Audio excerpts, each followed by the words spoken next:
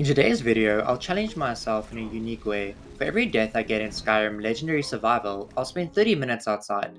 And I won't just be sitting around, I'll give it a survival theme and try to make a shelter. My mission in Skyrim will be to get to Bleak Falls, retrieve the tablet, and then kill the dragon. But the twist is that every time I fail and die, 30 minutes will be added to my real world survival clock.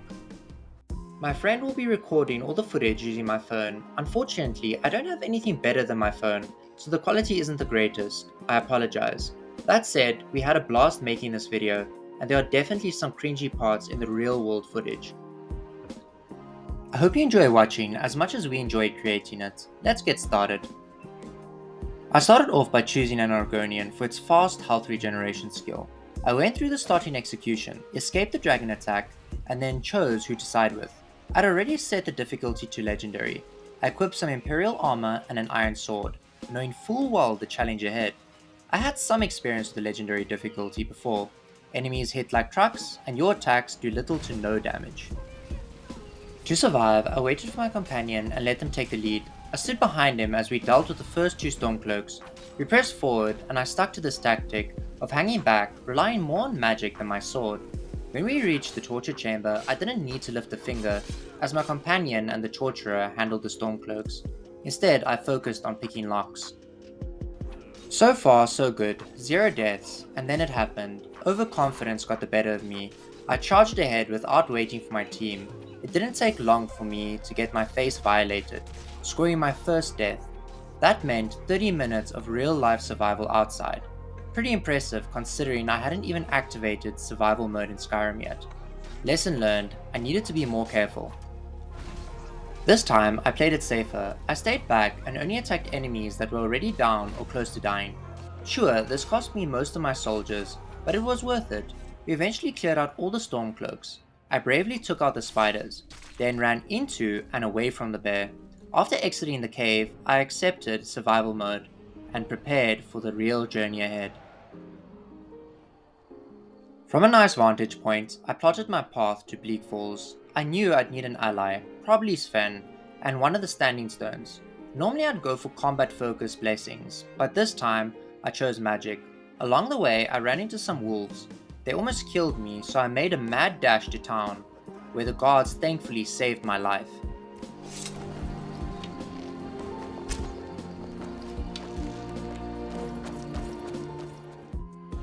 Once in Riverwood, I talked to Sven and quickly completed his petty little task to recruit him.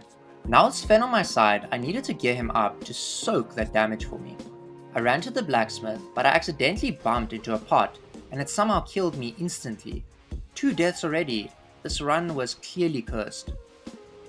I avoided the pot this time and managed to steal some gear for Sven.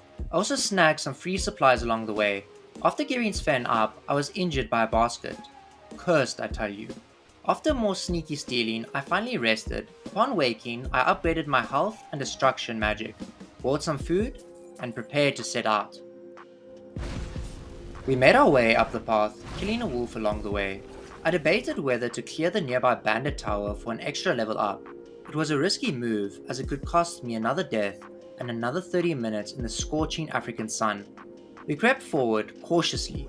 I ordered Sven to attack the bandits while I stayed back and used flames from a safe distance. Sven handled himself well, and we looted the tower. Sven even scored a cool new axe. Finally, we arrived at Bleak Falls, where the real challenge began. 2 bandits rushed us. I burned them with flames while Sven tanked the hits. The last bandit stayed back with a bow, forcing me to play an exhausting game of dodging arrows.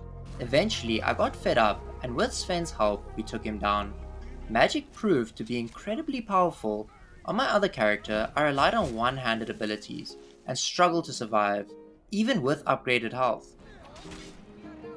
The bandits at the entrance posed no real threat.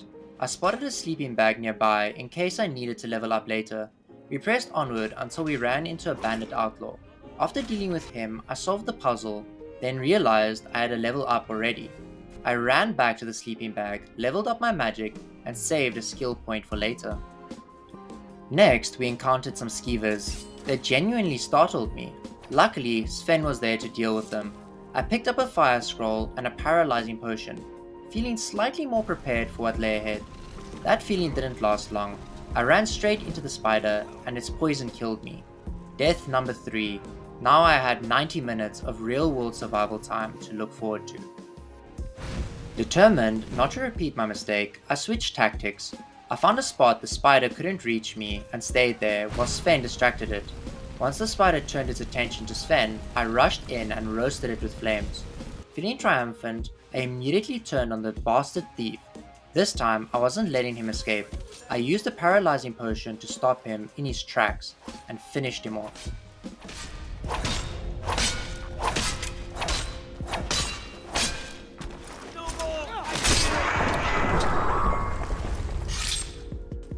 We moved deeper into the barrow and faced our first 3 Draugr. These undead were wielding some decent weapons, including 2-handed ones that would one-shot me if I wasn't careful. With Sven taking the hits and my flames doing the damage, we managed to take them down and push forward. Sven, ever the genius, managed to injure himself in a trap. On the bright side, I used that same trap to kill a strong Draugr. We were holding our own, still only at 3 deaths. We took down another group of Draugr without me even getting touched. I navigated through some traps, feeling confident. Then I spotted some exploding pots hanging above a Draugr. I thought it was an easy kill, and it was, just not for me. The Draugr finished me off quickly. That brought the total to 2 hours of survival time. With this reminder to be more cautious, I pressed on. Sven entered rage mode, cutting down Draugr like they were nothing. For the first time in a while, we felt like a solid team. Then came one of the toughest Draugr in the dungeon. I planned to use my usual tactic, letting Sven take the aggro while I attacked from a safe distance. But it didn't work. For some reason, the Draugr saw right through my plan. Instead of ignoring me, it sensed my weakness and one-shot me. That added another 30 minutes, bringing my outdoor time to 2.5 hours. We eventually took the Draugr down. It hit like a truck and had a health pool that seemed to last forever. Feeling relieved, I pressed on, only to die to yet another trap. Lucky me, now I was up to 3 hours outside. We killed the last group of Draugr, and I used the golden claw to open the door. As I was doing this, I dropped a basket, which damaged me. Seriously, what is with this run? Finally, I reached the final Draugr. I unleashed both of my fireball scrolls and followed up with my sword. Victory is mine. But the challenges weren't over. On the way to Whiterun, I tried to free and talk to a prisoner bug. The bandits nearby weren't having it. They immediately insta-killed me, adding another 30 minutes and bringing my total time to 3.5 hours outside. Despite the setback, the journey to Whiterun was at least peaceful and scenic. I handed in the tablet, bought some spells, and prepared for the next challenge, facing the dragon. I rested at the bandit mare, leveled up, and joined the merry band of guards. These boys were going to die. After a briefing, we made our way to the tower where I would face the ultimate test. I used lightning spells, specifically lightning bolt, and I alternated to my bow and arrow when needed. I'd wait for the dragon to land before attacking. Unfortunately, it eventually killed me with its flames, adding another 30 minutes to my survival time. That brought the total to 4 hours outside. The battle was incredible to watch. Smoke and flames filled the air, with guards flying as the dragon's fire tore through the battlefield. I kept helping from a distance with my bow and arrow. Once the dragon was weak enough, I charged up my ultimate ability, delivered the killing blow, and absorbed its soul. At that moment, I became the Dragonborn and successfully completed my objective. Now it was time for the real challenge, surviving outside for 4 hours. My friend would film the entire process using my phone, which meant no high quality footage, unfortunately. My goal was to build a shelter. I'll show you the tools I'd be using in a bit. We headed to the river around 10 AM. The first step was finding the perfect spot. We came across an old fishing spot among some mulberry trees. It had a great view of the river and even a makeshift fireplace. It was the ideal location. Before starting, I introduced my tools: a machete for cutting trees, reeds, and grass.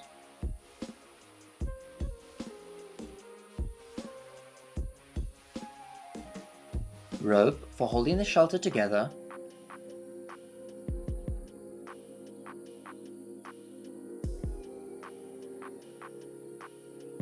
a pocket knife for cutting finer things like the rope,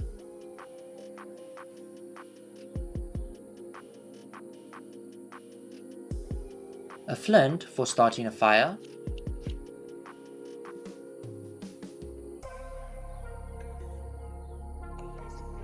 and a cool looking dagger we had used earlier in a cringy scene while searching for the spot.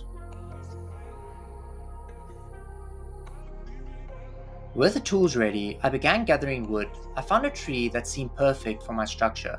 I tried chopping it down but quickly realized I wasn't strong enough. So, I quickly leveled up by practicing on some weak reeds. After gaining confidence, I returned and managed to take down the tree in about a minute and 4 seconds. My grinding had paid off.